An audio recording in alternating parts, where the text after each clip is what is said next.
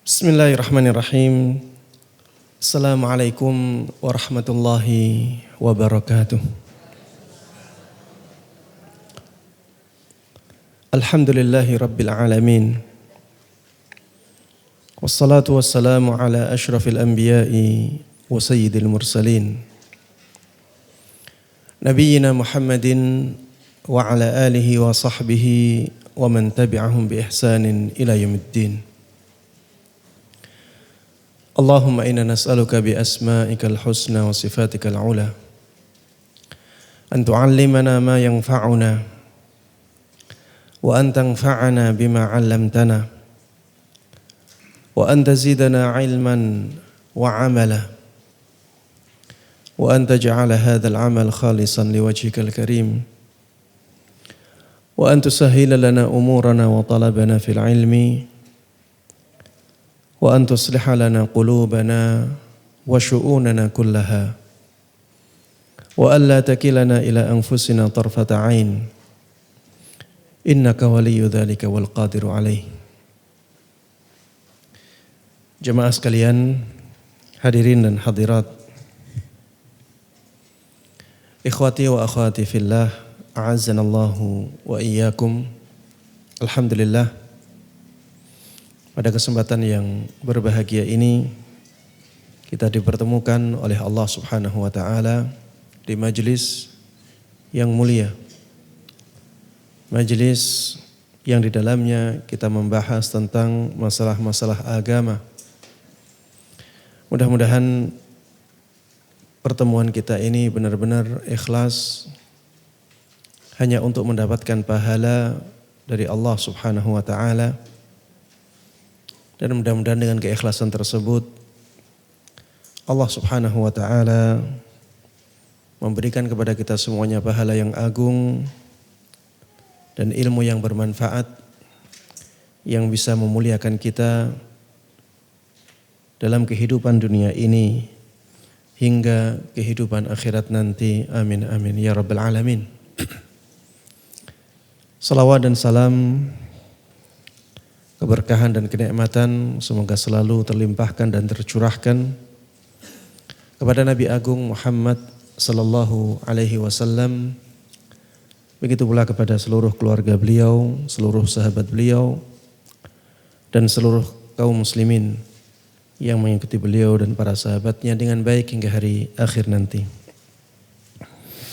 Ikhwati wa akhwati fillah rahimana wa rahimakumullah. Pada kesempatan kali ini kita akan membahas pembahasan yang ke-10 dari kitab Fawaidul Fawaid. Pembahasan yang ke-10 ini berkaitan dengan hak ubudiyah atau hak peribadatan dan tingkatan-tingkatannya. Disebutkan di sini bahwa Allah Subhanahu wa taala itu mempunyai perintah-perintah yang Allah perintahkan kepada para hambanya. Allah Subhanahu wa taala juga punya takdir-takdir yang Allah tetapkan kepada mereka. Allah punya takdir, dan yang dimaksud dengan takdir di sini oleh Ibnu Qayyim rahimahullah taala adalah takdir yang tidak kita sukai, takdir yang buruk. Allah Subhanahu wa taala yang menetapkan takdir-takdir itu kepada para hambanya. Dan Allah Subhanahu wa taala juga menganugerahkan nikmat-nikmat kepada para hamba. Dikatakan oleh Ibnu Qayyim rahimahullahu taala, seorang hamba tidak akan lepas dari ketiga hal tersebut. Yang pertama tadi apa? Perintah. Perintah ini ada perintah melakukan sesuatu, ada perintah meninggalkan sesuatu. Tidak mungkin seorang hamba terlepas dari perintah dan larangan Allah Subhanahu wa ta'ala. Kemudian di sana ada takdir, ya. Takdir yang tidak baik, ya, ada musibah, ada kekurangan, dosa-dosa. Seorang hamba tidak bisa lepas dari kekurangan, dari musibah, dari perbuatan dosa. Kemudian Allah Subhanahu wa taala juga punya nikmat. Dan ini jelas, kita sebagai hamba Allah Subhanahu wa taala tidak akan bisa lepas dari nikmat Allah Subhanahu wa taala. Kita hidup itu pasti dengan nikmat Allah. Nyawa kita itu nikmat Allah, badan kita itu nikmat Allah, kesehatan kita itu nikmat Allah, seterusnya. Kita tidak bisa lepas dari nikmat Allah Subhanahu wa taala. Disebutkan di sini, dan takdir Allah ada dua macam. Yang dimaksud dengan takdir di sini adalah takdir yang tidak baik, ya. Makanya yang disebutkan hanya yang tidak baik saja. Dan takdir Allah ada dua macam, yaitu dalam bentuk musibah. Dan yang kedua yang berupa perbuatan dosa. Jadi musibah-musibah yang terjadi di dunia ini sudah ditakdirkan oleh Allah Subhanahu wa taala. Allah yang menghendakinya. Begitu pula dengan perbuatan-perbuatan dosa hamba-hamba Allah Subhanahu wa taala. Itu semuanya dikehendaki oleh Allah Subhanahu wa taala. Allah yang memutuskan, Allah yang menghendaki, Allah yang mentakdirkan. Hanya Allah yang berhak untuk diibadahi oleh hambanya dalam semua tingkatan di atas, ya. Dalam perintah dan larangannya, dalam takdir buruknya, dan juga dalam nikmat-nikmatnya. Dalam tiga hal ini hanya Allah yang berhak diibadahi. Jadi ada ibadah-ibadah yang berkaitan dengan tiga hal ini. Ibnu Qayyim rahimahullah ta'ala mengatakan, hamba yang paling dicintai Allah adalah hamba yang memahami kewajiban ibadahnya di dalam tingkatan-tingkatan ini dan memenuhi hak ibadah kepadanya. Memenuhi hak-hak ibadah pada tingkatan-tingkatan ini untuk Allah Subhanahu wa ta'ala. Inilah hamba yang paling dekat dengan Allah Subhanahu wa ta'ala. Jadi kalau ada seorang hamba yang bisa tetap menjaga ritme ibadahnya di dalam tiga ibadah, dalam tiga keadaan ini atau dalam tiga hal ini, maka dia adalah hamba yang paling dicintai oleh Allah. Dia benar-benar baik dalam ibadahnya ketika diperintah dan dilarang oleh Allah. Dia benar-benar baik dalam ibadahnya kepada Allah ketika Allah memberikan ujian kepada dia. Baik berupa musibah atau berupa perbuatan dosa. Dia benar-benar baik dalam beribadah kepada Allah Subhanahu wa ta'ala dalam nikmat-nikmatnya. Ketika Allah kasih nikmat, dia gunakan untuk yang baik. Maka dialah orang yang paling dicintai oleh Allah Subhanahu wa ta'ala dan paling dekat dengannya. Adapun hamba yang paling jauh dari Allah Subhanahu wa ta'ala adalah hamba yang tidak mengetahui kewajiban ibadahnya dalam semua tingkatan itu. Taib. Jamaah sekalian rahimana wa rahimakumullah. Setelah penjelasan Ibnu Qayyim rahimahullahu ta'ala tentang hal ini, Ibnu Qayyim menjelaskan bentuk-bentuk ibadah yang berkaitan dengan tiga hal tadi. Apa bentuk ibadah yang berkaitan dengan perintah dan larangan Allah? Apa bentuk ibadah yang berkaitan dengan takdir Allah yang tidak kita sukai? Apa ibadah-ibadah yang berkaitan dengan nikmat yang Allah berikan kepada kita? Beliau katakan di sini, ubudiyah. Ubudiyah itu maksudnya perbuatan ibadah. Perbuatan ibadah seorang hamba dalam konteks perintah Allah diwujudkan dengan melaksanakan perintah tersebut secara ikhlas dan dengan cara mengikuti tuntunan Rasulullah sallallahu alaihi wasallam. Inilah ibadah yang berkaitan dengan perintah-perintah Allah Subhanahu wa taala. Bagaimana kita menyikapi perintah Allah Subhanahu wa taala dengan ibadah? Caranya adalah dengan mentaati perintah itu. Melakukan perintah tersebut dengan ikhlas dan sesuai tuntunan. Kalau tidak ada keikhlasannya, Allah tidak akan terima. Sama, kalau tidak ada atau tidak sesuai dengan tuntunan nabinya, juga Allah tidak akan terima. Harus memenuhi dua syarat ini. Benar-benar ikhlas dan sesuai dengan tuntunan Nabi Muhammad sallallahu alaihi wasallam. Kemudian Ibnu Qayyim rahimahullahu ta'ala mengatakan ubudiyah atau perbuatan ibadah seorang hamba dalam konteks larangannya. Bagaimana menyikapi larangan Allah dengan ibadah ini? Adalah dengan menjauhi larangannya. Dengan menjauhi larangan tersebut. Tidak melakukannya, meninggalkannya. Dengan alasan karena takut kepada Allah. Karena ingin mengagungkannya. Dan karena cinta kepada Allah Subhanahu wa ta'ala.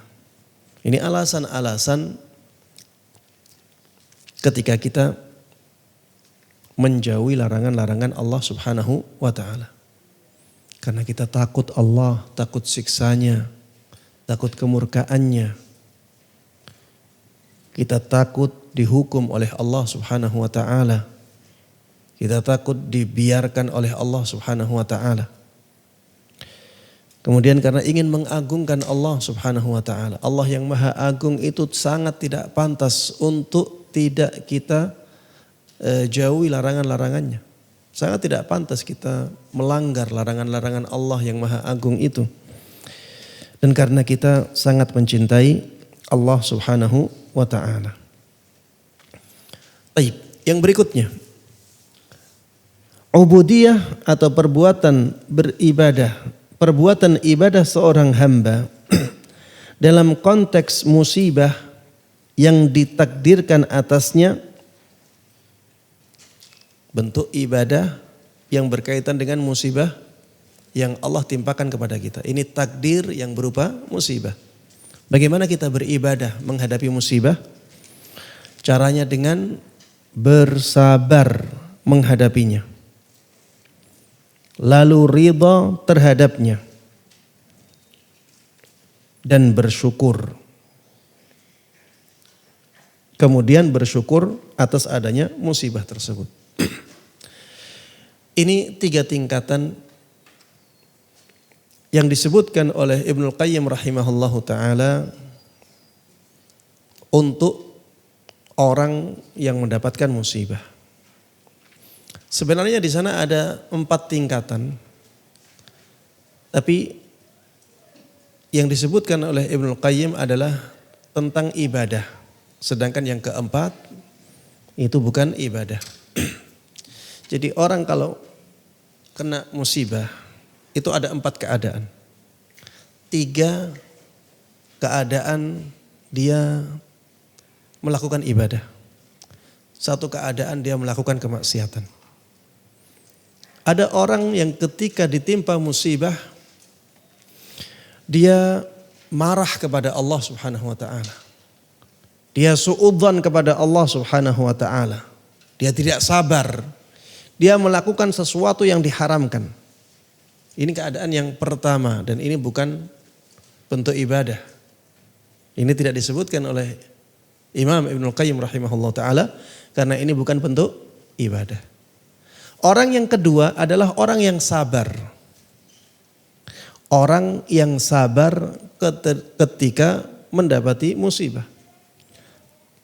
Musibah datang dia bersabar. Orang yang kedua adalah orang yang ridha dengan musibah. Ini lebih tinggi tingkatannya.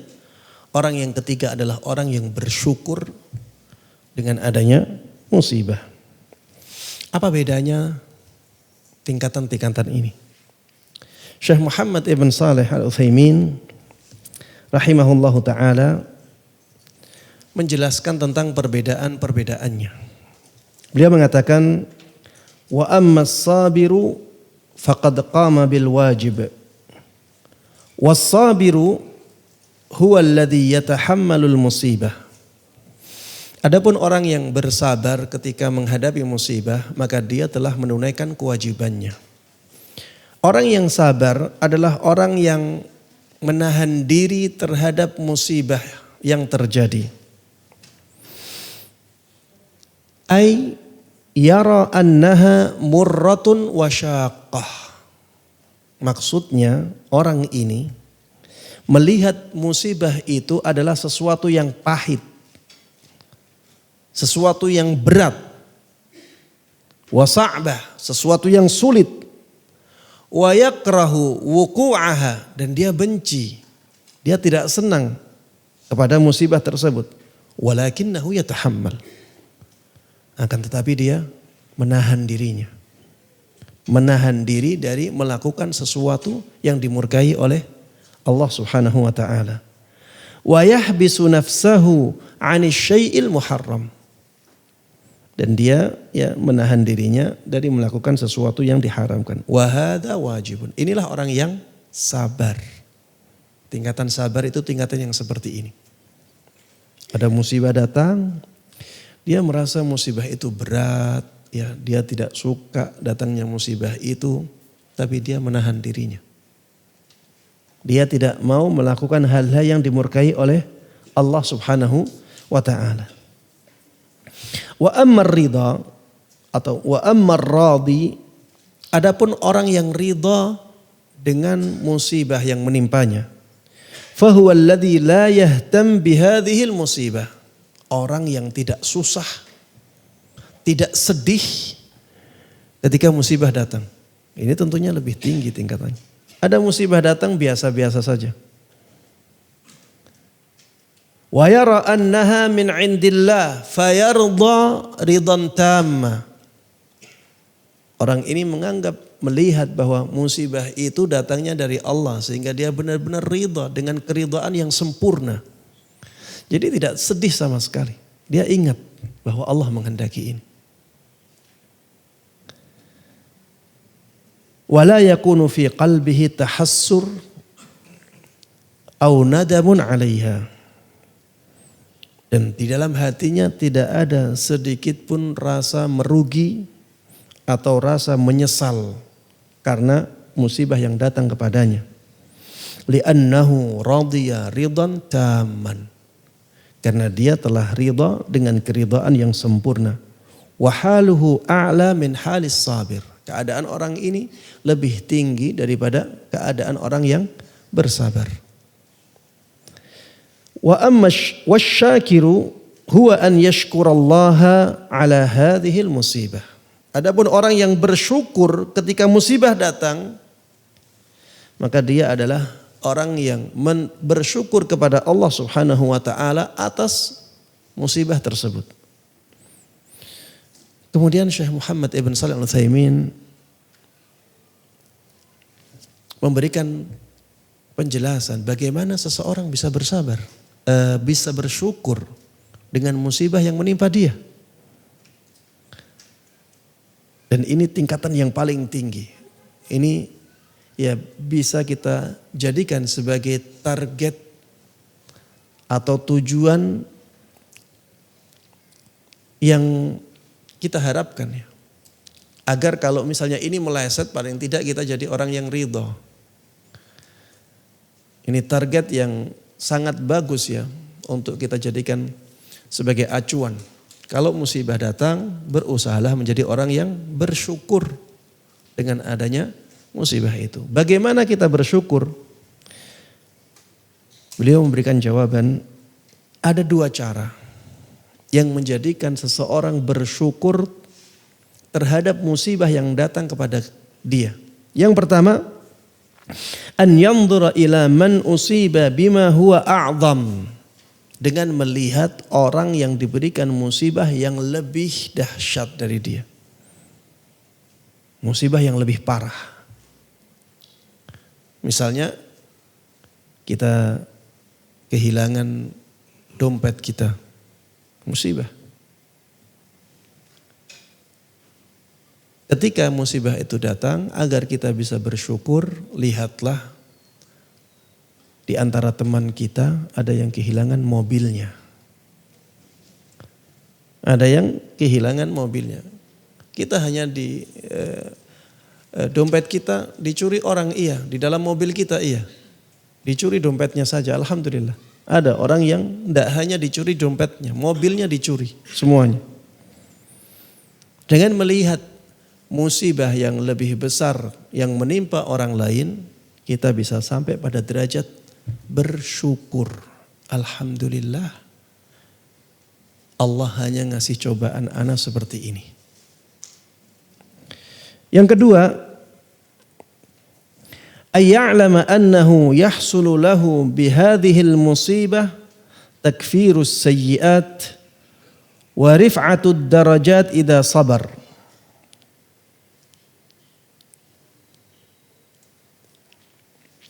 Fama fil akhirati khairun mimma fid dunya.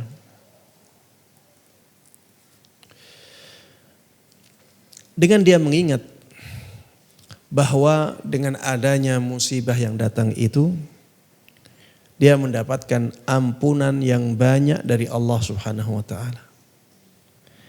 Dia juga akan mendapatkan derajat yang tinggi di sisi Allah Subhanahu wa ta'ala.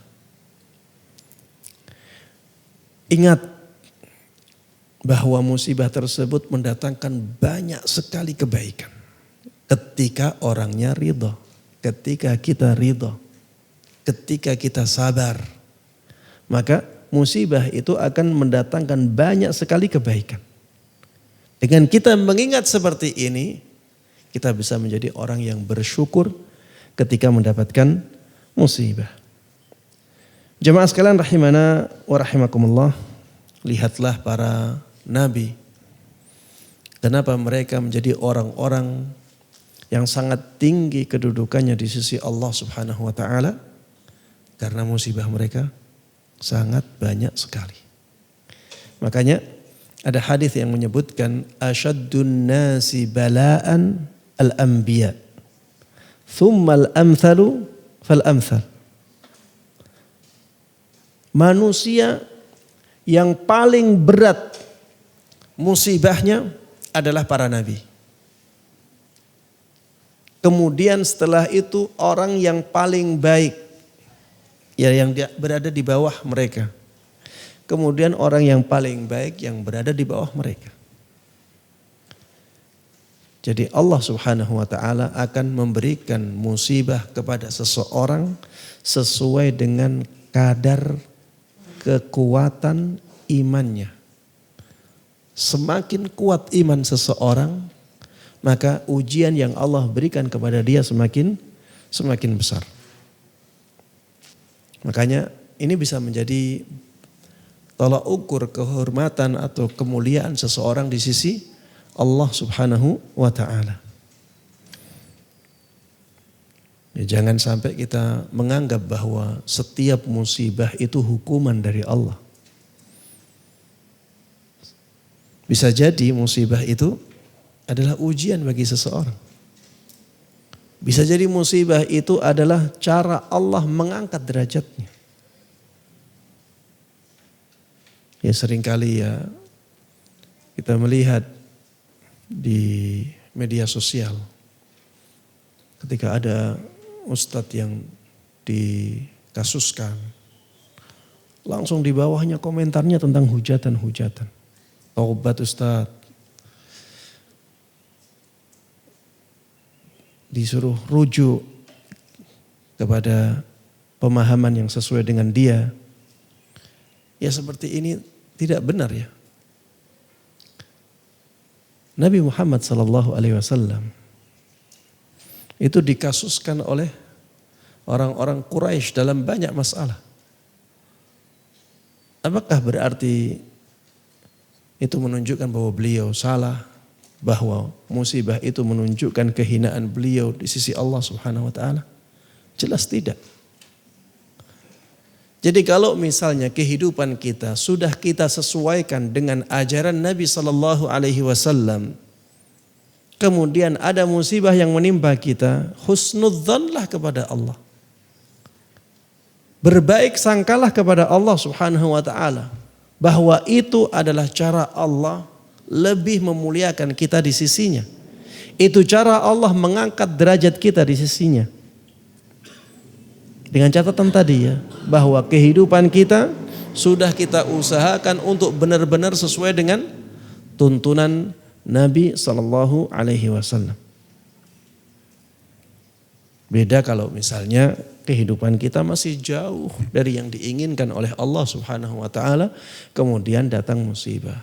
Ya tidak boleh kita di sini ya merasa aman-aman saja, tenang-tenang saja. Karena kemungkinan besar musibah tersebut adalah cara Allah mengingatkan kita agar kita kembali. Zaharal fasadu fil barri wal bahri bima kasabat aydin nas liyudhiqahum ba'dalladzi 'amilu la'allahum yarji'un. Tampak kerusakan di muka bumi, di laut karena sebab tangan atau sebab ulah tangan manusia. Liyudhiqahum ba'dalladzi 'amilu. Tujuannya agar Allah Subhanahu wa taala memberikan hukuman kepada para hambanya karena sebab perbuatan mereka, kesalahan mereka, la'allahum yarji'un, agar mereka bisa kembali. Kalau kehidupan kita jauh dari agama Allah Subhanahu wa taala, kemudian Allah menimpakan musibah kepada kita, kita di sini harus suudzon kepada diri kita. Kita harus suudzon kepada diri kita. Dan kita tetap husnudzon kepada Allah. Mungkin itu cara Allah Subhanahu wa ta'ala mengingatkan kita. Dan suudzon kepada diri kita. Mungkin ini karena dosa-dosa kita. Baik. Ya, ini yang disebutkan oleh Syekh Muhammad Ibn Shalih Al-Utsaimin. Ada 4 tingkatan. Tingkatan yang pertama bukan tingkatan ibadah, ya. Karena ini orang yang marah, murka, tidak sabar ketika menghadapi musibah. Sedangkan tingkatan yang kedua dan yang sampai keempat, ini adalah tingkatan ibadah. Yang pertama dia sabar, tingkatan di atasnya dia ridha, tingkatan di atasnya lagi dia bersyukur atas musibah yang terjadi. Ibnu Qayyim rahimahullahu taala, beliau mengatakan di sini, ubudiyah atau bentuk ibadah seorang hamba dalam konteks musibah yang ditakdirkan atasnya ialah dengan cara bersabar menghadapinya. Lalu ridha terhadapnya, dan ridha lebih tinggi tingkatannya daripada sabar. Kemudian bersyukur atas adanya musibah tersebut, dan bersyukur itu lebih tinggi tingkatannya daripada ridha. Tingkatan terakhir ini yaitu tingkatan bersyukur. Tingkatan bersyukur atas musibah yang terjadi. Tingkatan terakhir ini hanya dapat diraih oleh seorang hamba apabila hatinya benar-benar telah mencintai Allah Subhanahu wa taala. Dia meyakini kebaikan pilihan Allah baginya, meyakini kebaikan Allah terhadapnya, mengetahui kelembutan Allah kepadanya, meyakini adanya kebaikan Allah di dalam musibahnya. Meskipun pada dasarnya orang tersebut ya tidak menyukai musibah. Ya, sebelum musibah datang dia tidak suka. Siapa yang suka musibah? Semua orang tidak suka dengan musibah. Tapi ketika musibah datang, dia bisa mensyukuri musibah tersebut. Ya, dengan perantara atau dengan wasilah yang tadi disebutkan oleh Syekh Muhammad Ibn Shalih Al-Utsaimin. Di sini juga disebutkan oleh Ibnu Qayyim rahimahullahu taala, ya, ketika seseorang benar-benar mencintai Allah. Kalau kecintaannya sudah sangat tinggi jamaah, maka musibah-musibah yang dia tahu datangnya dari Allah, ya tidak akan mempengaruhi hati dia. Dia tetap mencintai Allah, bahkan bersyukur dengan adanya musibah yang didatangkan oleh Allah kepada dia. Ya, dengan keyakinan bahwa musibah tersebut adalah kebaikan Allah terhadap dia, kelembutan Allah kepada dia. Dengan keyakinan-keyakinan seperti ini, maka seseorang bisa benar-benar bersyukur kepada Allah Subhanahu wa taala atas musibah yang ditimpakan kepadanya. Baik. Berikutnya, ubudiyah hamba atau bentuk peribadatan seorang hamba dalam konteks perbuatan dosa yang ditakdirkan atasnya adalah dengan segera bertaubat dan melepaskan diri dari perbuatan dosa itu. Ya, kalau misalnya kita sebagai manusia tidak bisa luput dari dosa. Kullu bani Adama khata'. Semua anak Adam itu pasti banyak salahnya. Jatuh ke dalam kesalahan. Maka bentuk ibadah yang bisa kita lakukan ketika kita terjatuh ke dalam dosa adalah dengan meminta ampun kepada Allah Subhanahu wa taala, dengan bertaubat dan dengan meninggalkan dosa tersebut. Sebutkan di sini dengan segera bertaubat dan melepaskan diri dari perbuatan dosa itu, seraya tunduk dan memohon ampunan dengan penuh penyesalan. Ia meyakini bahwa hanya Allah yang dapat melepaskannya dari dosa itu. Dan hanya Allah yang dapat menyelamatkannya dari dampak dosa tersebut. Dia juga meyakini bahwa jika perbuatan-perbuatan dosa itu terus dilakukan oleh dia, niscaya dosa-dosa itu akan menjauhkannya dari Allah Subhanahu wa taala. Juga akan membuatnya terusir dari pintu Allah Subhanahu wa taala hingga ia menyadari bahwa dosa-dosa itu merupakan bahaya yang tidak dapat dihindari tanpa pertolongan Allah Subhanahu wa taala. Bahkan ia merasakan bahaya yang ditimbulkan oleh dosa-dosa tersebut lebih besar daripada bahaya yang menimpa badannya. Iya, jamaah sekalian rahimana rahimakumullah, bahaya dosa itu jauh lebih besar daripada bahaya luka yang kita alami atau menimpa kita.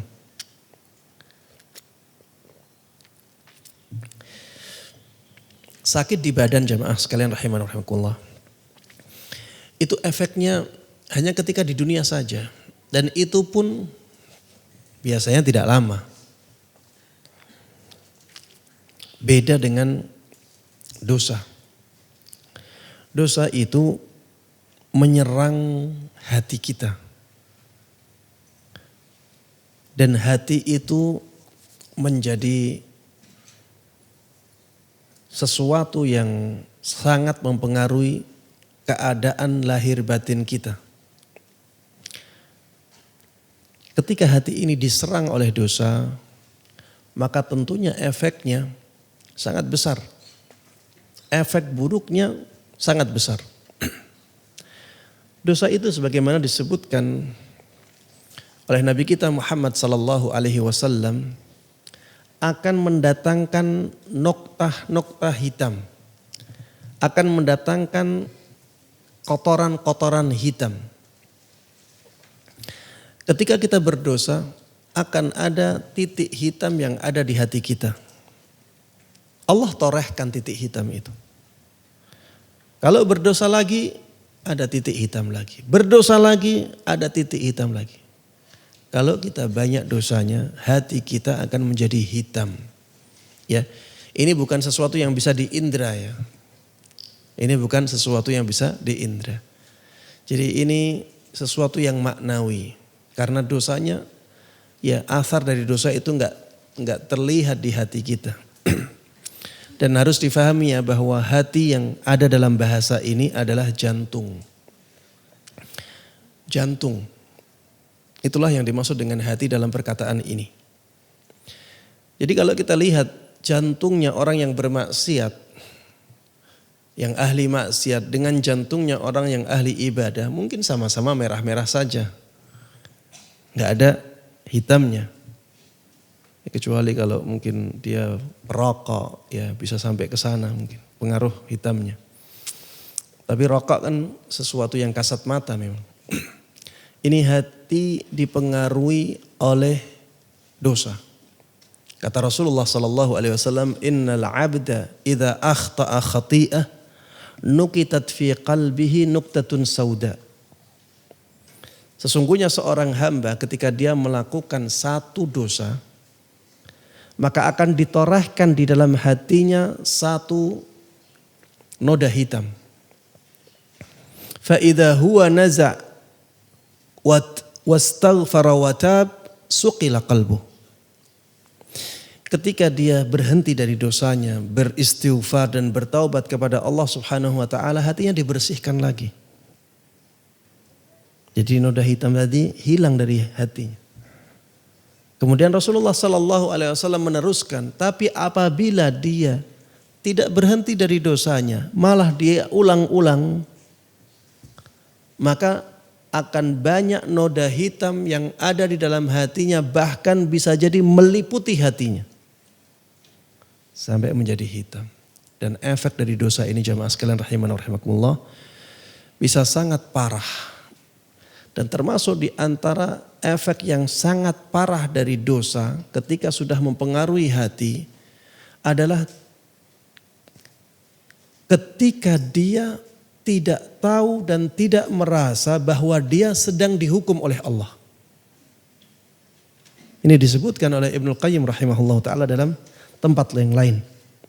Ketika seseorang tidak merasa sedang dihukum oleh Allah, ini sesuatu yang luar biasa buruknya.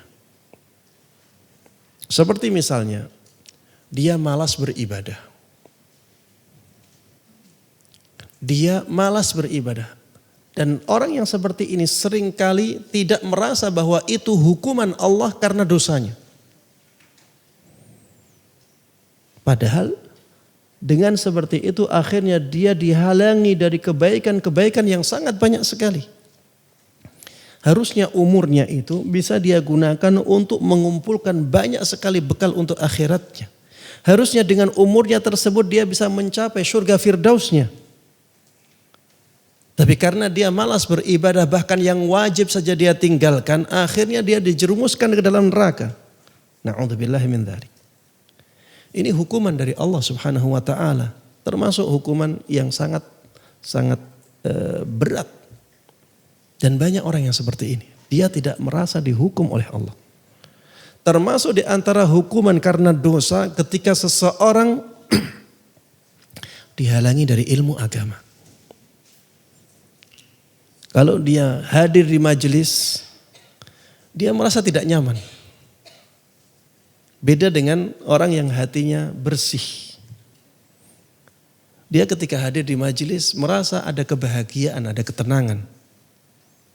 Dan itulah yang diberikan oleh Allah Subhanahu wa taala kepada mereka yang hadir di majelis dan tentunya hatinya bisa merasakannya. Makanya biasanya di majelis-majelis ilmu banyak orang yang saking tenangnya hatinya menjadi tidur. Jadi ngantuk, saking tenangnya. Itu nikmat jamaah. Iya. Banyak sekali yang seperti ini. Kalau di luar susah tidurnya. Di rumahnya, di kamar susah tidurnya. Kalau di majelis ilmu, Masya Allah. Antum gak ada yang tidur ya.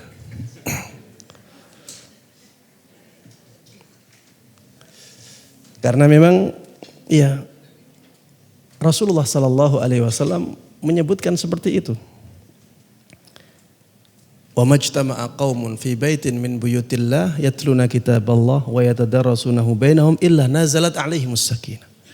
Tidaklah seorang hamba berkumpul di salah satu dari rumah-rumah Allah Subhanahu wa taala, mereka membaca ayat-ayat Allah Subhanahu wa taala, kecuali akan turun kepada mereka ketenangan. Ya, akan tenang.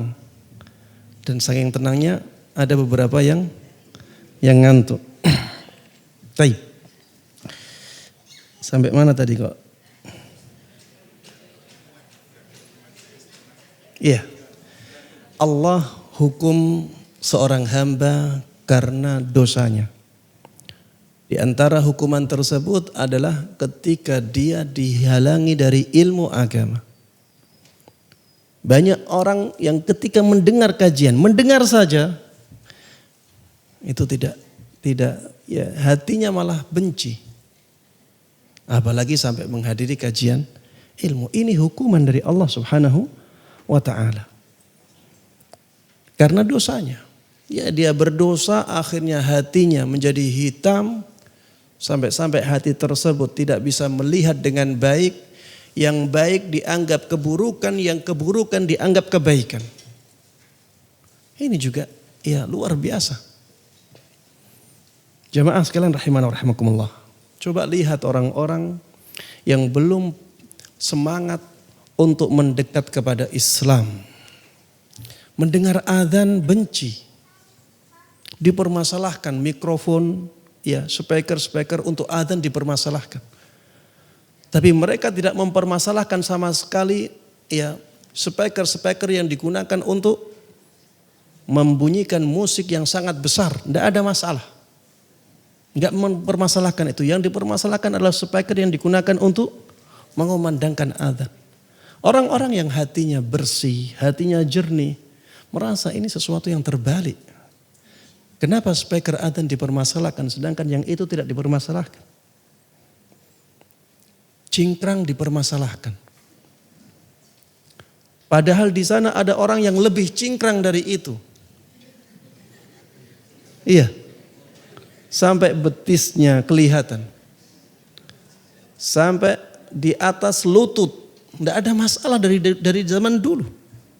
Tapi ketika hanya di atas mata kaki sedikit dipermasalahkan. Padahal itulah yang baik. Rasulullah SAW mengajarkannya seperti itu. Nanti jenggot dipermasalahkan. Yang tidak ada jenggotnya tidak dipermasalahkan sama sekali. Padahal Rasulullah SAW dahulu berjenggot. Jadi jamaah sekalian rahimana rahimakumullah. Ada orang-orang yang melihat yang ma'ruf jadi mungkar. Yang mungkar jadi ma'ruf. Karena memang keadaan hatinya yang sudah dihalangi oleh noda-noda yang dia dapatkan dari dosa-dosanya. Nas'alullaha as-salamata wal afiyah. Taib. Kemudian Ibnu Qayyim rahimahullahu taala mengatakan dengan keyakinan dan kesadaran tersebut hamba tadi berlindung kepada ridha Allah Subhanahu wa taala dari kemurkaannya. Ya, dia melakukan dosa, kemudian beristighfar, bertaubat kepada Allah Subhanahu wa taala, dan dia meyakini bahwa tanpa Allah Subhanahu wa taala dia tidak bisa meninggalkan dosa itu. Dia tidak bisa selamat dari dosa tersebut. Dia juga meyakini ya bahwa dosa-dosa tersebut akan mendatangkan bahaya yang banyak. Ya, dengan keyakinan ini hamba tersebut berlindung kepada ridhonya Allah Subhanahu wa taala dari kemurkaannya. Berlindung kepada ampunan Allah Subhanahu wa taala dari hukumannya. Dan berlindung kepadanya dari ancamannya. Ia memohon dan bersandar kepada Allah Subhanahu wa taala. Hamba ini pun tahu seandainya Allah sampai mengabaikan dan mengacuhkan musibah yang menimpa dirinya ini, pasti ia akan memikul dosa-dosa lain yang serupa, bahkan mungkin lebih buruk daripada sebelumnya. Maksudnya gini ya, orang ini meyakini bahwa apabila Allah membiarkan dosanya itu terus, maka dia akan menjalankan dosa yang sama atau bahkan lebih dari itu. Kalau dia dibiarkan Allah terus seperti itu, maka akan ada dosa-dosa lain yang dia lakukan bahkan lebih parah dari dosa yang telah dia lakukan. Ia pun meyakini bahwa tidak ada jalan baginya untuk dapat melepaskan diri dari dosa dan kembali bertaubat kecuali dengan taufik dan pertolongan dari Allah Subhanahu wa taala. Hamba tersebut tahu persis bahwa solusi masalahnya hanya ada di tangan Allah, bukan di tangan dia. Manusia tidak mungkin memberikan taufik untuk dirinya sendiri. Manusia tidak mungkin mendatangkan taufik untuk dirinya sendiri. Yang mendatangkan taufik siapa? Allah Subhanahu wa taala. Apalagi mendatangkan keridhaan Rabbnya tanpa izin, kehendak dan pertolongan Rabbnya. Ya, tidak mungkin seorang hamba mendapatkan ridha Allah tanpa izin dari Allah, tanpa kehendak dari Allah, tanpa pertolongan dari Allah Subhanahu wa taala. Karena itulah dia berlindung kepada Allah Subhanahu wa taala, merendahkan dirinya, menghinakan dirinya dan merasa sangat membutuhkan Allah Subhanahu wa taala ketika berhadapan dengan Allah. Dia bersujud di hadapannya, berharap di balik pintunya dan merendahkan diri kepadanya dengan serendah-rendahnya. Dalam kondisi demikian, seorang hamba merasa bagaikan makhluk yang paling hina, menganggap dirinya sebagai orang yang paling membutuhkan Allah Subhanahu wa taala. Ia merasa Allah lah yang paling dia inginkan dan paling dia cintai. Karena dialah harapan satu-satunya. Ya, Allah harapan satu-satunya bagi dia. Ya, ketika dia melakukan dosa. Allah harapan dia satu-satunya. Hanya Allah yang bisa mengampuni dosa-dosanya. Hanya Allah yang bisa menghentikan dosanya itu. Hanya Allah yang bisa menyelamatkan dia dari dosa tersebut. Taib. Aktivitas badannya selalu terikat dengan ketaatan kepada Allah dan hatinya senantiasa bersujud di hadapannya. Ia sangat yakin bahwa tidak ada kebaikan dalam dirinya atau karena sebab dia atau yang berasal dari dirinya. Ya, tidak ada kebaikan ya dari dirinya atau karena sebab dia ya atau ada dalam dirinya, tetapi semua kebaikan hanyalah milik Allah. Kebaikan yang ada di dalam dirinya itu bukan milik dia, tapi milik Allah Subhanahu wa taala. Tetapi semua kebaikan hanyalah milik Allah, berada di tangan Allah, karena sebab Allah dan berasal dari Allah. Hanya Allah lah yang menganugerahkan nikmat kepadanya. Allah yang memberikan nikmat itu meskipun pada dasarnya ia tidak berhak menerimanya. Ya, kalau kita renungkan dalam kehidupan kita ya jemaah, sebenarnya nikmat-nikmat ini tidak kita pantasi untuk kita terima. Nikmat itu berdasarkan nikmat yang lain dari Allah Subhanahu wa taala. Bahkan syukur kita pun sebenarnya nikmat dari Allah. Jadi kita bisa bersyukur itu karena nikmat dari Allah, karena pertolongan dari Allah, karena taufik dari Allah. Dan perbuatan syukur kita ini pun nikmat dari Allah yang harusnya kita syukuri dengan perbuatan lain, dengan syukur lain. Dan syukur lain itu tidak mungkin kita lakukan kecuali dengan nikmat Allah yang lain lagi. Jadi sebenarnya kita tidak pantas dengan nikmat Allah yang kita terima saat ini. Baik. Dan Allah tetap menurunkan nikmat tersebut kepadanya meskipun ia sedang hanyut dalam perbuatan dosa yang dimurkainya. Dia berpaling darinya, mengacuhkan perintahnya dan bermaksiat kepadanya. Ya, seringkali kita merasakan ini coba. Kita berdosa, tapi Allah masih kasih nikmat. Dan banyak orang-orang di sekitar kita pun demikian. Banyak orang berdosa, tidak ingat Allah sama sekali, tidak ada beban dalam melakukan kemaksiatan itu, tapi Allah kasih dia nikmat. Banyak orang yang seperti ini. Orang-orang yang seperti itu jelas ya. Jelas bahwa kenikmatan itu sebenarnya tidak dia pantasi. Dia tidak pantas mendapatkan nikmat itu. Tapi Allah Subhanahu wa taala ya terus kasih dia nikmat sebagai bentuk apa? Istidraj. Istidraj ya.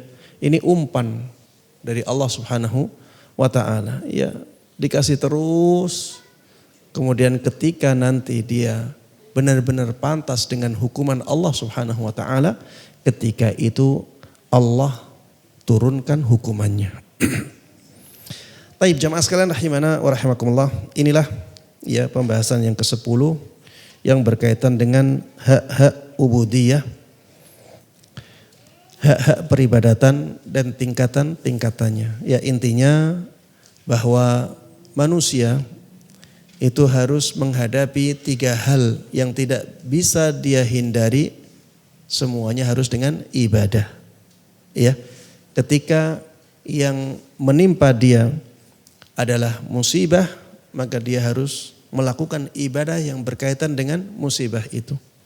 Ketika yang menimpa dia adalah dosa-dosa, ya, maka dia harus beribadah kepada Allah yang sesuai dengan keadaan dosa itu, ya, beristighfar, bertaubat kepada Allah Subhanahu wa taala. Ketika yang datang kepada dia adalah nikmat, dia harus beribadah kepada Allah berkaitan dengan nikmat itu. Dia harus syukur kepada Allah Subhanahu wa taala. Gunakan nikmat itu untuk yang baik, ya, bukan untuk yang buruk. Ketika yang datang kepada dia perintah, yang datang kepada dia larangan, maka dia harus beribadah kepada Allah, ya, yang berkaitan dengan perintah dan larangan tersebut. Perintahnya dia lakukan, larangannya dia tinggalkan. Baik. Pembahasan yang berikutnya adalah pembahasan tentang tauhid dan ubudiyah.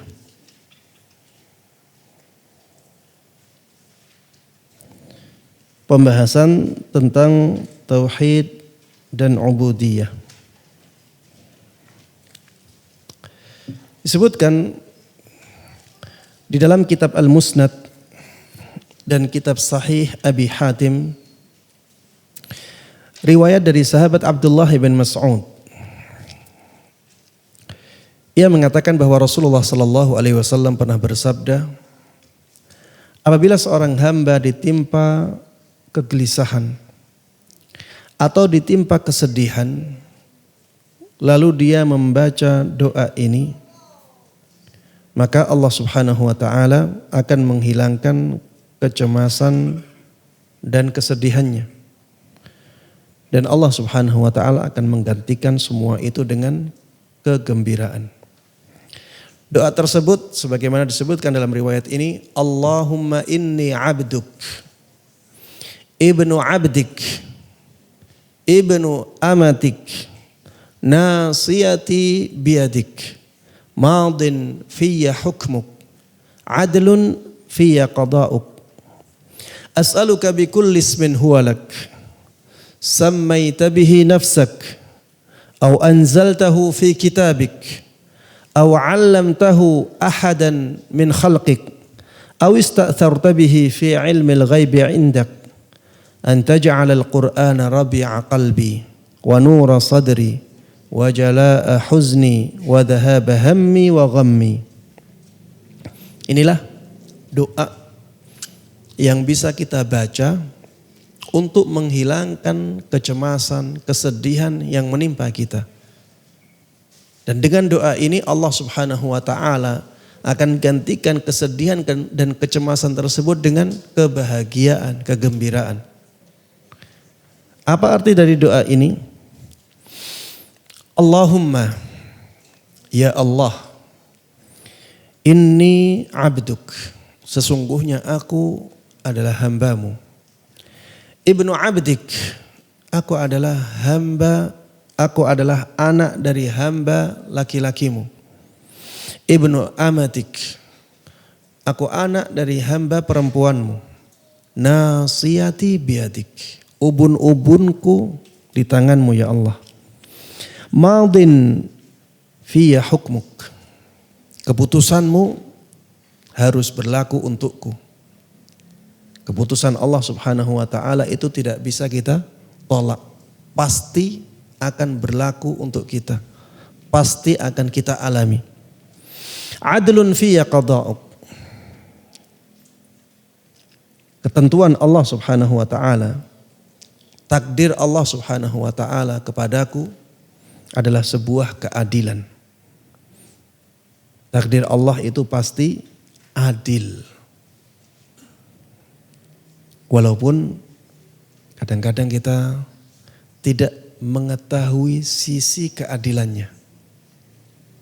Kadang-kadang kita tidak tahu sisi adilnya di mana karena keterbatasan akal kita. Tapi yang jelas Allah itu maha adil dalam semua keputusannya, dalam semua takdirnya. As'aluka bikulli ismin huwalak. Ya, yang tadi itu semuanya ya berupa pengakuan penghambaan kita, pengakuan rendahnya kita di hadapan Allah Subhanahu wa taala dan pujian bagi Allah Subhanahu wa taala. Kemudian kita mengajukan permohonan. As'aluka bikulli ismin huwalak. Aku memohon kepadamu ya Allah dengan semua nama yang engkau miliki. Sammaita bihi nafsak. Nama yang engkau sebut dirimu dengan nama itu. Au anzaltahu fi kitabik. Atau nama itu engkau turunkan di kitabmu. Au 'allamtahu ahadan min khalqik.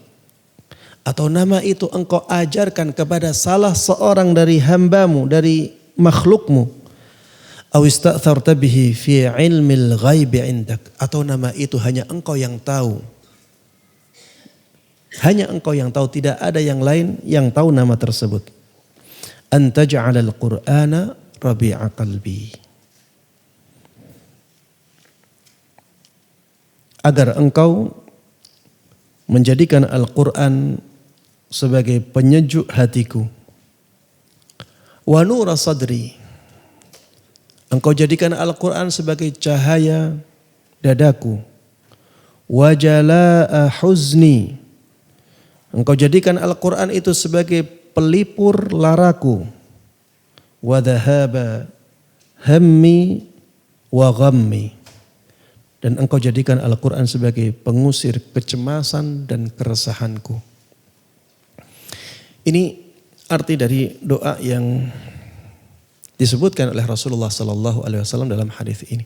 Ya, sebaiknya setiap dari kita ya menghafalkan doa yang sangat penting ya bagi kita. Seringkali kita mengalami kesedihan, keresahan, ya baca doa ini. Baca doa ini. Dan ini sangat bagus ya, menjadikan Al-Quran sebagai penyejuk hati ya. Betapa banyak dari kita yang untuk membaca Al-Quran itu berat. Ya, dengan berdoa seperti ini, insya Allah Allah akan menjadikan hati kita mencintai Al-Quran. Kalau hati kita mencintai Al-Quran, kita akan semangat untuk membacanya. Coba bayangkan jamaah sekalian rahimakumullah. Manusia di zaman ini ya jarang yang tidak punya HP. Dan di dalam HP tersebut ada WA, ada juga Al-Quran. Tapi ya berapa kali dia membaca Al-Quran setiap harinya dan berapa kali dia membaca WA setiap harinya. Perbedaannya jauh. Kalau membaca perkataan manusia, ya semangat. Tapi membaca perkataan Allah Subhanahu wa taala berat. Ini ya menunjukkan ada sesuatu di hati kita. Ada sesuatu di hati kita. Sahabat Utsman ibn Affan radhiyallahu taala anhu punya perkataan yang sangat masyhur. Beliau mengatakan seandainya hati kita itu bersih, seandainya hati kita itu jernih, dia tidak akan kenyang dengan perkataan Allah Subhanahu wa taala. Maksudnya dia akan semangat sekali membaca Al-Quran. Dia akan terus membaca Al-Quran. Ya, kita semuanya punya kekurangan ya. Kita semuanya atau ya mungkin banyak dari kita ya tidak bisa kita katakan semuanya. Banyak dari kita yang malas membaca Al-Quran. Kalau kita tahu seperti ini, berusahalah untuk menyemangati diri membaca Al-Quran. Berusaha, alhamdulillah Allah sudah mudahkan Al-Quran sampai di tangan kita dengan cara yang paling mudah. Dan tidak ada syarat harus misalnya berwudu dahulu. Sudah sangat mudah untuk kita membaca Al-Quran, maka syukurlah nikmat tersebut dengan memanfaatkannya sebaik-baiknya. Baik. Disebutkan oleh Imam Ibnu Qayyim rahimahullahu taala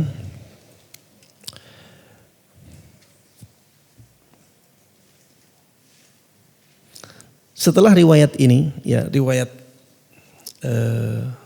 doa tadi, para sahabat bertanya kepada Rasulullah sallallahu alaihi wasallam, "Wahai Rasulullah, bolehkah kami mempelajari atau menghafal kalimat-kalimat doa tersebut?" Maka Rasulullah sallallahu alaihi wasallam menjawab, "Iya. Sebaiknya siapa saja yang mendengarnya mempelajarinya." Maksudnya menghafalnya. Ya, ini saran dari Rasulullah sallallahu alaihi wasallam. Hendaknya setiap dari kita menghafal doa tadi. Allahumma inni abduk, ibnu abdik, ibnu amatik, madin fiyya hukmuk, nasiyati biyadik, madin fiyya hukmuk, adlun fiyya qada'uk, as'aluka bikulli ismin huwa lak, sammaita bihi nafsaka, aw anzaltahu fi kitabik, aw 'allamtahu ahadan min khalqik, aw ista'tharta bihi fi 'ilmil ghaibi 'indak, an taj'al al-Qur'ana rabi'a qalbi wa nura sadri wa jala'a huzni wa dhahaba hammi wa ghammi. Ya, dihafalkan. Kalau sudah hafal, ya coba direnungi artinya ketika berdoa. Sehingga kita bisa benar-benar berdoa dengan khusyuk kepada Allah Subhanahu wa taala, sehingga Allah Subhanahu wa taala menjadikan kita cinta kepada Al-Qur'an dan menjadikan hati kita selalu dalam kebahagiaan. Taib. Imam Ibnu Qayyim rahimahullah taala mengatakan, hadis yang mulia ini mengandung beberapa penjelasan tentang ma'rifat, tentang tauhid, dan tentang ubudiyah. Di antaranya adalah sebagai berikut.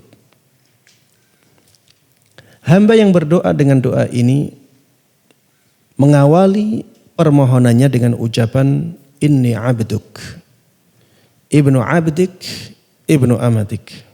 Sesungguhnya aku adalah hambamu, anak hamba laki-lakimu, anak hamba perempuanmu. Ungkapan ini mencakup bapak-bapak dan ibu-ibu leluhurnya. Ya, maksudnya mencakup nenek moyangnya.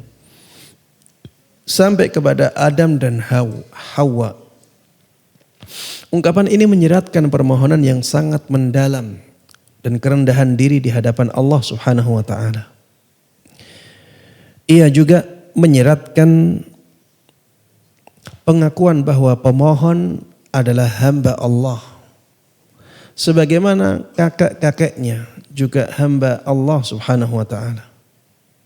Dan tidak ada sesuatu yang bisa dilakukan seorang hamba selain mengetuk pintu Rabb-Nya untuk memohon karunia dan kemurahannya. Apabila Rabb-Nya mengacuhkannya, niscaya ia akan binasa. Ya, di dalam terjemahan ya, buku terjemahan ada salah kaprah ya. Jadi di situ disebutkan tidak mengacuhkan. Kalau kata-katanya tidak mengacuhkan itu berarti memperhatikan.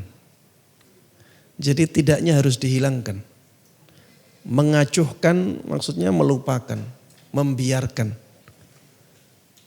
Ini ada salah kaprah di perkataan orang-orang ya. Kalau kita kembali ke kamus KBBI ya, kalau dikatakan tidak mengacuhkan itu berarti malah memperhatikan. Dan di dalam terjemahannya tulisannya tidak mengacuhkannya. Apabila Rabb-Nya tidak mengacuhkannya, niscaya dia akan binasa. Harusnya tidaknya dihilangkan. Apabila Rabb-Nya mengacuhkannya, membiarkannya, tidak memperhatikannya, niscaya ia akan binasa. Dan ini berulang ya dalam banyak tempat. Ya, sehingga perlu dikoreksi. Apabila Rabb-nya mengacuhkannya, niscaya dia akan binasa. Tidak seorang pun dapat melindungi dan mengasihi dia, bahkan ia akan terlantar tanpa guna. Di balik potongan doa ini juga terkandung makna pengakuan, sesungguhnya aku tidak dapat lepas darimu sekejap mata pun. Tidak ada pula sesuatu yang dapat kujadikan tempat berlindung dan bernaung selain kepada Rabbku yang telah menjadikanku sebagai hambanya. Di dalam ungkapan ini juga tersirat pengakuan bahwa dia hanyalah seorang hamba yang sepenuhnya berada di bawah pemeliharaan, pengaturan, perintah, dan larangan Allah. Dia hanya melaksanakan apa yang telah ditetapkan oleh Allah Subhanahu wa taala sebagai bentuk peribadatan dia kepadanya. Bukan melaksanakan kehendaknya sendiri. Jadi seorang hamba itu ya tidak melaksanakan kehendaknya sendiri. Maksudnya tidak bebas ya. Kita itu tidak bebas. Kita ada aturan. Di sana ada aturan-aturan yang harus kita lakukan. Kalau kita ya melakukan apa yang kita lakukan dengan tanpa melihat aturan tersebut, ya maka kita akan binasa. Baik, sebab berbuat sesuai dengan kehendak sendiri bukanlah karakter seorang hamba sahaya. Kita itu hamba sahayanya Allah. Kita itu diciptakan oleh Allah. Kita miliknya Allah. Ya, yang ngatur kita juga harusnya hanya Allah Subhanahu wa taala. Kita tidak boleh seenaknya hidup di dunia ini. Kita hidup di dunia ini sebagai hamba Allah, harusnya kita hidup sesuai dengan aturan-aturan Allah Subhanahu wa taala. Seorang hamba sahaya karakternya seperti itu, dan kita hamba sahayanya Allah Subhanahu wa taala. Sebab berbuat sesuai dengan kehendak sendiri bukanlah karakter seorang hamba sahaya. Akan tetapi ia merupakan karakter para raja dan orang-orang yang merdeka. Dan kita bukan. Kita bukan raja. Kita bukan orang-orang yang merdeka. Maksudnya di hadapan Allah. Yang raja itu Allah Subhanahu wa ta'ala. Yang merdeka itu Allah Subhanahu wa ta'ala. Sedangkan kita hamba sahaya. Dan kita tidak merdeka.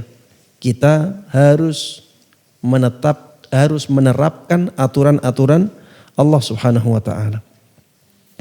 Adapun para budak, tugas mereka hanyalah sekedar mengabdi kepada tuannya. Ya, kita budaknya Allah, maka tugas kita hanya mengabdi kepada Allah Subhanahu wa taala sebagai tuan kita dan Tuhan kita. Orang-orang yang bersikap demikian adalah para hamba yang senantiasa taat kepada Allah Subhanahu wa taala, dan karenanya Allah menisbatkan penyebutan mereka kepada dirinya.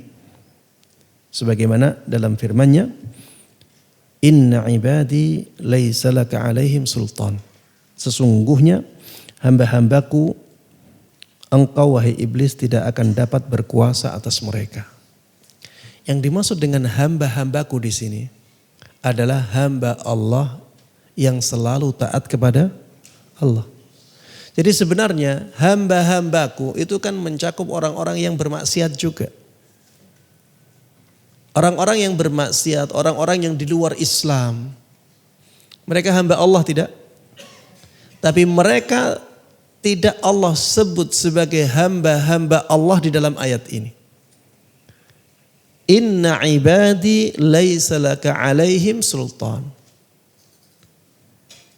Sesungguhnya hamba-hambaku, engkau wahai iblis tidak akan dapat menguasai mereka. Engkau tidak akan berkuasa atas mereka. Engkau tidak bisa mengalahkan mereka. Yang dimaksud dengan hamba-hambaku di sini adalah mereka yang taat kepada Allah. Mereka yang selalu berusaha untuk melakukan ketaatan-ketaatan kepada Allah, itulah yang dimaksud dengan hamba-hambaku di sini. Ini menunjukkan kemuliaan mereka. Ini menunjukkan kemuliaan mereka. Sebenarnya semuanya hamba Allah. Tapi yang dimaksud dengan hamba Allah di sini adalah mereka yang punya kedudukan yang tinggi karena ketaatan-ketaatannya kepada Allah Subhanahu wa taala. Orang-orang yang seperti itu tidak akan bisa dikalahkan oleh iblis. Begitu pula dalam firman-Nya, wa ibadur rahman alladzina yamshuna 'alal ardi hauna. Hamba-hambanya Rabb yang Maha Pengasih adalah orang-orang yang berjalan di muka bumi dengan rendah hati. Hamba-hambanya Rabb yang Maha Pengasih. Terus mereka yang berjalan dengan sombong, berjalan dengan kemaksiatan, ya, berarti bukan hambanya Allah. Jawabannya mereka juga hambanya Allah, tapi yang dimaksud di dalam ayat ini bukan mereka. Orang-orang yang mereka semangat untuk taat kepada Allah, itulah yang dimaksud dalam ayat ini. Mereka lah yang dicintai oleh Allah Subhanahu wa taala. Ini bentuk pemuliaan dari Allah Subhanahu wa taala kepada hamba-hambanya yang taat kepadanya. Makanya Allah nisbahkan mereka kepada dirinya. Allah sandarkan mereka kepada diri Allah Subhanahu wa taala. Wa ibadur rahman. Hamba-hambanya Allah yang Maha Pengasih. Yang tadi inna ibadi, hamba-hambaku. Jadi mereka disandarkan kepada Allah Subhanahu wa taala.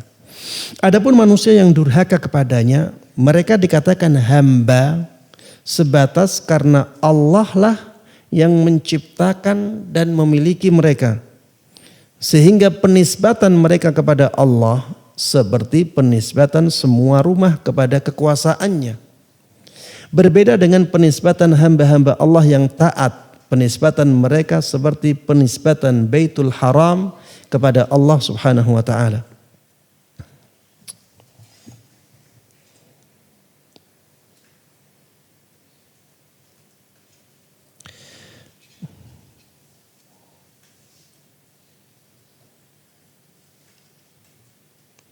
Baik.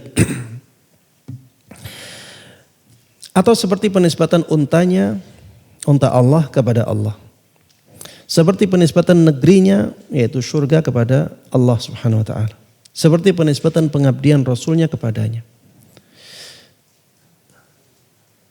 Ya, baik. Tadi disebutkan bahwa Allah menyebut hamba-hambanya yang taat dengan apa?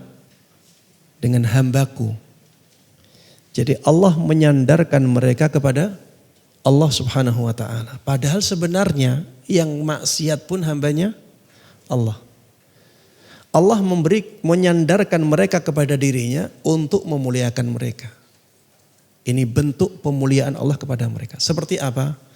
Seperti ketika dikatakan Baitul Haram itu rumahnya Allah. Masjid Baitullah, rumahnya Allah. Apakah berarti rumah kita bukan rumahnya Allah? Rumah-rumah yang lain, apakah berarti bukan rumahnya Allah? Itu rumah milik Allah. Masjid juga rumah milik Allah. Baitul Haram juga rumah milik Allah. Tapi kenapa masjid disebut sebagai Baitullah? Untuk memuliakan. Ini istimewa. Baitullah Al-Haram disebut rumah Allah yang suci. Karena rumah itu rumah yang sangat istimewa. Sangat tinggi kedudukannya. Ada onta. Disebutkan naqatullah. Ontanya Allah. Ontanya siapa ini? Nabi Saleh. Ya, mukjizatnya Nabi Saleh mengeluarkan onta dari batu. Onta itu disebut onta Allah. Ontanya Allah. Apakah onta-onta yang lain bukan ontanya Allah? Jawabannya onta-onta yang lain pun milik Allah. Tapi ini disebut sebagai onta Allah karena istimewa. Ini menunjukkan bahwa onta ini kemuliaannya sangat tinggi. Begitu pula dengan surga. Ya, disebut sebagai negeri Allah Subhanahu wa taala. Padahal ya dunia juga ini juga milik Allah semuanya. Tapi karena yang itu istimewa, itu mulia, itu disebut atau disandarkan kepada Allah Subhanahu wa taala. Rasulullah sallallahu alaihi wasallam disebut sebagai hamba Allah. Subhanalladzi asra bi'abdihi. Maha suci Allah subhanahu wa ta'ala yang mengisrakan hambanya. Apakah berarti nabi-nabi yang lain bukan hamba Allah? Apakah berarti kita bukan hamba Allah? Tidak. Tapi Allah ingin menunjukkan bahwa Rasulullah sallallahu alaihi wasallam itu punya kemuliaan yang sangat tinggi di sisinya. Sehingga Allah sebut sebagai hambanya. Allah sandarkan Nabi Muhammad sallallahu alaihi wasallam kepada Allah dalam penyebutannya. Ini menunjukkan kemuliaan. Kemudian di akhir dari pembahasan ini Ibnu Qayyim mengatakan penjelasan ini dikuatkan oleh penggalan-penggalan firman Allah berikut ini. Ya, disebutkan di sini wa in kuntum fi raibim mimma nazzalna ala abdina fa'tu bi suratin min mithli. Apabila kalian ragu terhadap kebenaran Al-Quran yang kami turunkan kepada hamba kami. Siapa hamba kami di sini? Nabi Muhammad sallallahu alaihi wasallam. Apakah yang lain bukan hambanya Allah? Yang lain hambanya Allah juga. Tapi Allah sandarkan Nabi Muhammad kepada dirinya di sini karena memang keistimewaan, kemuliaan yang sangat tinggi yang dimiliki oleh Nabi kita Muhammad sallallahu alaihi wasallam. Apabila kalian masih ragu tentang kebenaran Al-Quran yang kami turunkan kepada hamba kami, maka silahkan datangkan satu surat saja yang sepertinya. Dan subhanallah ya, di zaman Nabi SAW, ketika bahasa Arab sedang tinggi-tingginya, sedang di atas puncaknya, kefasihan orang Arab ketika itu tidak ada yang menandinginya. Mereka tidak mampu untuk mendatangkan satu surat saja seperti Al-Quran. Padahal satu surat itu cukup 3 ayat saja. Cukup seperti inna a'tainakal kautsar fasalli li rabbika wanhar inna syani'aka huwal abtar. Cukup seperti itu saja. Tapi mereka tidak mampu. Ini menunjukkan bahwa Al-Quran itu benar-benar dari Allah subhanahu wa ta'ala. Dan subhanallah ya, sampai zaman kita ini mukjizat Al-Quran itu masih tampak jemaah. Bahkan bisa dilihat oleh orang-orang awam sekalipun. Bisa dilihat oleh orang-orang yang tidak tahu bahasa Arab sekalipun. Kita misalnya bisa buktikan itu dengan mengatakan kepada orang-orang, coba silahkan kalian menghafal kitab suci selain Al-Quran. Coba tantang orang selain kaum muslimin, siapa yang hafal kitab Taurat? Siapa yang hafal kitab Injil? Datangkan satu saja. Satu saja di seluruh dunia ini. Kita akan sulit untuk mendapatkannya. Kalau dia hafal yang mana? Tapi Al-Quran jamaah. Ketika Allah katakan walaqad yassarnal Qur'ana lidzikri fahal min muddakir. Kami benar-benar telah menjadikan Al-Quran itu mudah untuk diingat. Tidakkah ada yang mengambil pelajaran? Karena Allah katakan ini, makanya Al-Quran itu mudah untuk dihafalkan. Anak-anak kecil, ya, anak-anak kecil belum balik, bisa jadi belum balik. Ada yang sudah hafal Al-Quran.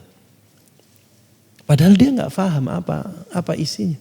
Tapi kita tes bisa. Mukjizat Al-Quran. Subhanallah ya, di zaman kita ini. Dengan majunya teknologi. Dengan majunya cara orang memanipulasi. Sudah ada cara yang luar biasa untuk memalsukan Al-Quran. Tidak ada yang bisa. Karena Allah sudah mengatakan inna nahnu nazzalna dzikra wa inna lahu lahafizun. Kami benar-benar yang menurunkan Al-Quran. Dan kami yang benar-benar akan menjaganya. Wa inna lahu lahafizun.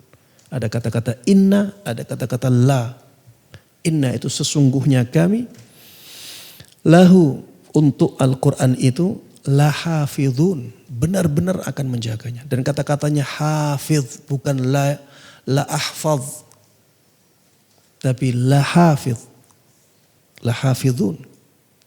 Dan itu menunjukkan makna yang terus menerus. Allah akan jaga Al-Quran ini sampai hari kiamat. Tidak ada satu huruf pun dimasukkan, tidak bisa. Memang orang bisa nulis dan memasukkan huruf bisa. Tapi silahkan dia sebarkan. Ketahuan semuanya. Satu huruf pun ketahuan jemaah. Bahkan harokat ketahuan. Harokatnya. Hurufnya masih sama. Titik jemaah. Bisa ketahuan. Titik. Ada salah satu titik misalnya. Ketahuan. Karena Allah yang menjaganya. Ya adapun kitab-kitab lain. Ya. Coba kitab-kitab di agama lain. Berapa versi? Banyak versi. Mereka pun berdebat ini yang benar yang mana. Al-Quran dari zaman dulu sampai zaman sekarang. Hanya satu ya. Dan itu ya mukjizat yang bisa didapatkan bahkan atau bisa dilihat bahkan oleh orang-orang awam. Bahkan Al-Quran jamaah bisa dijadikan sebagai obat, ya, jadikan ruqyah. Orang yang sakit tiba-tiba sembuh dengan ruqyah. Ini sesuatu yang luar biasa. Ini mukjizat jemaah yang Allah abadikan, alhamdulillah ya, sampai hari akhir nanti. Kemudian ayat yang berikutnya, subhanalladzi asra bi'abdihi. Maha suci Allah yang telah memperjalankan hambanya, mengisrakan. Ini isra itu berjalan di malam hari. Ya, isra itu memperjalankan di waktu malam hari. Dan di sini disebutkan hambanya, yaitu hamba Allah. Yang dimaksud di sini siapa? Nabi kita Muhammad sallallahu alaihi wasallam. Taib. Kemudian firman Allah Subhanahu wa taala, wa annahu lamma qama 'abdullahi yad'uh.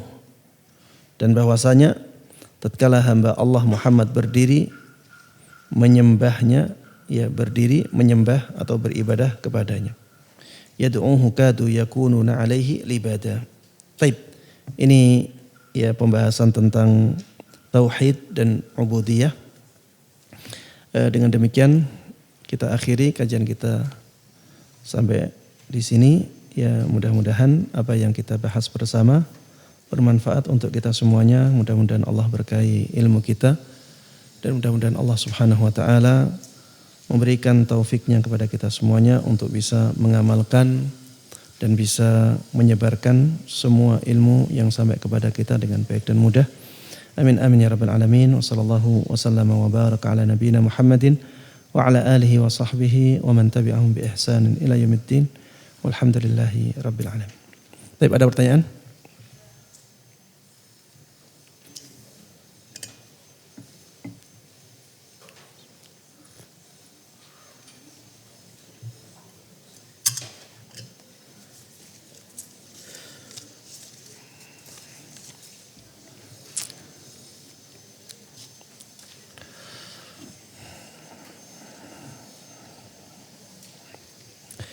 Ustadz, kalau kita minta ampun kepada Allah setiap malam, apakah kita harus mengucapkan dosa-dosa kita itu setiap malam juga?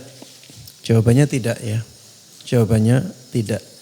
Jadi permintaan ampun kepada Allah Subhanahu wa taala itu bisa bersifat umum, bisa bersifat khusus. Bisa bersifat umum, bisa bersifat khusus. Bersifat umum minta ampun dari semua dosa kita. Ya. Minta ampun dari semua dosa kita. Dan ini banyak contohnya. Ya. Seperti ghufranaka rabbana wa ilaikal masir. Ghufranak. Ghufranak, ampunanmu ya Allah. Jadi ampunan. Ampunan dari apa? Ya maksudnya dari semua dosa. Rabbana zalamna anfusana wa illam taghfir lana wa tarhamna lanakunanna minal khasirin. Wahai Rabb kami telah menzalimi diri kami. Kami telah menzalimi diri kami sendiri. Wa illam taghfir lana wa tarhamna lanakunanna minal khasirin. Apabila engkau tidak mengampuni kami, tentunya kami akan menjadi bagian orang-orang yang merugi. Di sini tidak disebutkan apa bentuk kezalimannya.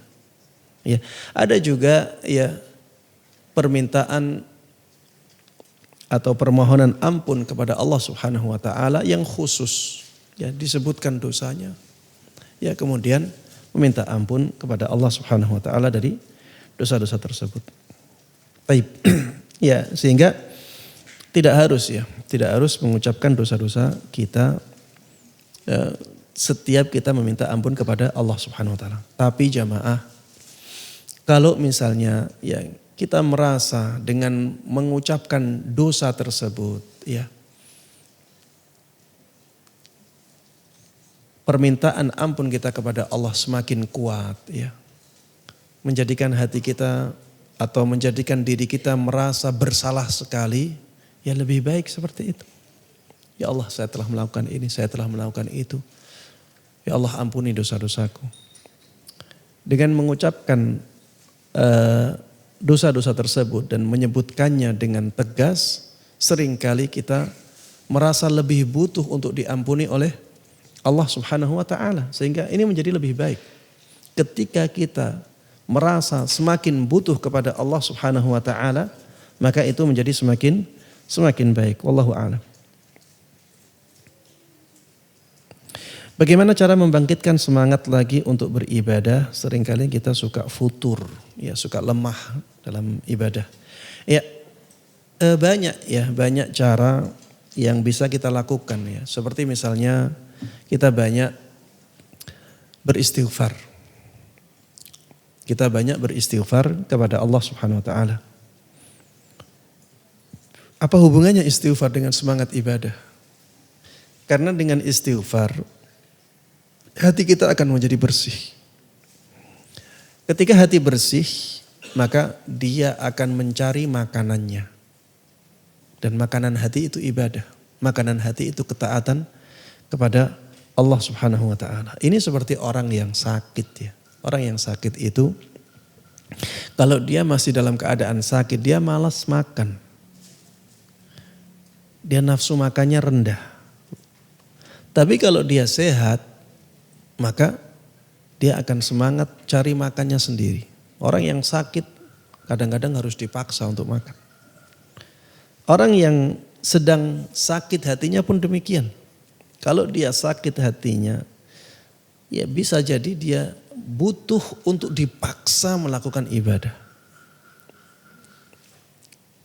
Tapi nanti kalau dia hatinya sudah sembuh, ya dia akan semangat sendiri dalam melakukan ibadah. Intinya yang pertama, banyak beristighfar, banyak bertaubat kepada Allah Subhanahu wa taala. Ya dengan lisan ya. Astaghfiruka wa atubu ilaik, astaghfiruka wa atubu ilaik, atau astaghfirullah wa atubu ilaih, astaghfirullah wa atubu ilaih. Allahumma ufirli, Allahumma ufir warham wa tub alayya innaka antat tawwabur rahim. Allahumma ufir wa tub alayya innaka antat tawwabur rahim. Ya intinya kita minta ampun kepada Allah ulang-ulang dengan lisan kita. Kemudian yang kedua, ya mulai ibadah dengan yang kecil-kecil, yang sederhana. Yang penting mulai, paksa untuk memulai ibadah, walaupun itu kecil. Karena ibadah yang kecil itu kalau diterima oleh Allah Subhanahu wa taala akan menarik ibadah yang lainnya. Yang ketiga, jemaah sekalian rahiman rahimakumullah, dekatilah orang-orang yang semangat ibadah. Dekati orang yang semangat ibadah. Antum kalau misalnya di rumah sendirian, tidak melihat orang-orang sholat qobliyah atau sholat ba'diyah, antum males. Paling yang antum lakukan sholat wajibnya saja. Tapi kalau di masjid, antum melihat ada banyak orang sholat qobliyah, antum menjadi semangat untuk sholat. Karena lingkungan. Kita juga ya, kita itu harus punya teman-teman yang punya semangat ibadah. Teman dekat kita, ya kita usahakan dia semangat dalam beribadah kepada Allah Subhanahu wa taala agar semangat dia itu bisa mempengaruhi semangat kita. Kemudian juga ya yang termasuk cara yang sangat penting untuk kita lakukan adalah banyak berdoa. Dan Rasulullah SAW telah mengajarkan doa tersebut. Misalnya, Allahumma ya musarrifal qulub, sarrif qalbi ala ta'atik. Wahai zat yang menggerakkan hati, gerakkan hatiku untuk beribadah kepadamu. Gerakkan hatiku untuk beribadah kepadamu. Ulang-ulang doa ini. Dan taufik itu dari Allah semuanya. Dan ibadah itu juga membutuhkan taufik. Jadi banyak berdoa dengan doa ini. Kemudian doa Allahumma a'inni ala dzikrika wa syukrika wa husni ibadatik. Ya Allah, bantu aku untuk berzikir kepadamu. Bantu aku untuk bersyukur kepadamu. Dan bantu aku untuk bisa beribadah dengan baik kepadamu. Ya, bantuan dari Allah Subhanahu wa ta'ala. Ini penting ya. Jangan sampai kita meninggalkannya di setiap sholat kita. Di akhir sebelum salam jamaah. Ya musarrifal qulub sarrif qalbi ala ta'atik. Allahumma a'inni ala dzikrika wa syukrika wa husni ibadatik. Ya, doa ini jangan sampai terlewatkan. Karena kita sangat membutuhkan bantuan dari Allah Subhanahu wa ta'ala dalam beribadah. Taib. Pertanyaan yang berikutnya, Ustadz, apa perbedaan orang yang kena musibah dan azab? Ini sering ana sampaikan ya. Perbedaannya itu kalau azab itu karena kemaksiatan. Sedangkan ujian di sini musibah sama azab. Baik, musibah mencakup keduanya. Musibah itu bisa berupa azab, bisa berupa ujian. Ya. Jadi musibah itu umum. Sedangkan azab khusus. Ujian khusus. Ujian ya itu bisa kita khususkan untuk musibah yang datang karena ketaatan atau kebaikan seseorang. Ya, biasa kadang kita melakukan kebaikan ya balasannya tidak baik. Balasan orang lain tidak baik. Ya, ini ujian. Adapun azab ya karena dia melakukan kemaksiatan. Ya, ada orang mabuk-mabukan, kemudian nyetir mobil dalam keadaan mabuk, kemudian dia kecelakaan. Ya, ini kita katakan diazab oleh Allah. Ini azab. Karena dia melakukan kemaksiatan sebelum terkena hukuman tersebut. Wallahu a'lam. Ada orang misalnya mabuk-mabukan, setelah itu sampai mati. Ya. Karena dia overdosis. Ya, ini jelas ya, ini azab dari Allah Subhanahu wa taala.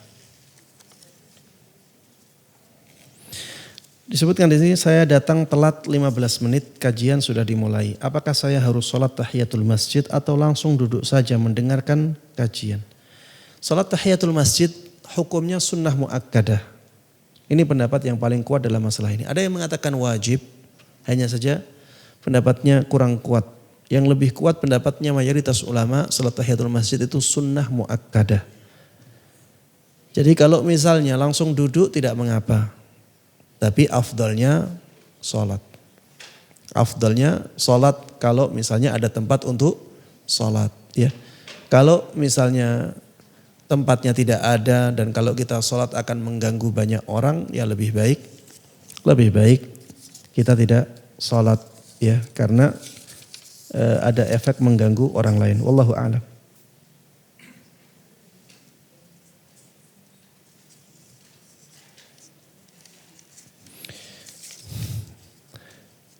Assalamualaikum Ustaz, waalaikumsalam warahmatullahi wabarakatuh. Ubudiyah dalam konteks perbuatan dosa. Apakah orang yang berbuat dosa itu boleh mengatakan bahwa ini merupakan kafarat baginya, di mana orang tersebut menyadarinya itu dosa? Apakah orang yang berbuat dosa itu boleh menyatakan bahwa ini kafarat baginya, di mana orang tersebut menyadarinya itu dosa? Iya. Kalau misalnya seseorang ya dia melakukan dosa, kemudian dia beristighfar, bertaubat, menghentikan dosanya, maka bisa dia katakan bahwa istighfar dan taubatnya tersebut sebagai kafarat, sebagai tebusan dosa yang dia lakukan. Tidak ada masalah, memang seperti itu. Wallahu a'lam.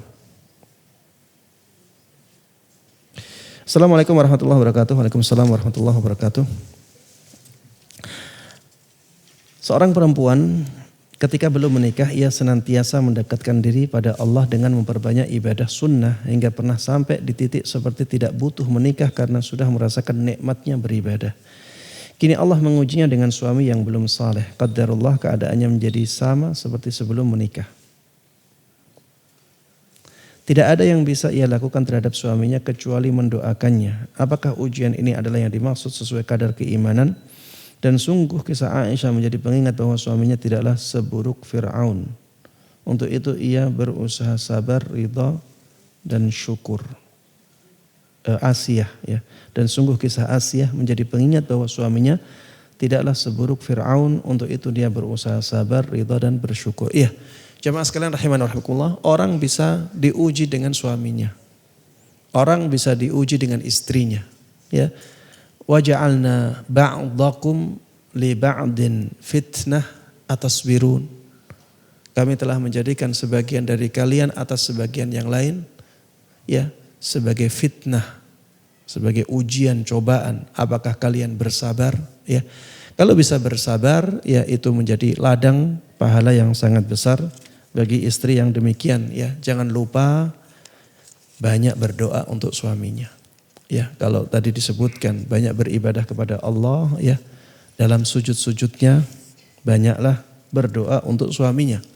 Semoga Allah Subhanahu wa taala memperbaiki keadaan suaminya, membuka hatinya, ya, untuk menerima kebenaran-kebenaran dan semangat dalam menjalankan kebaikan. Wallahu a'lam.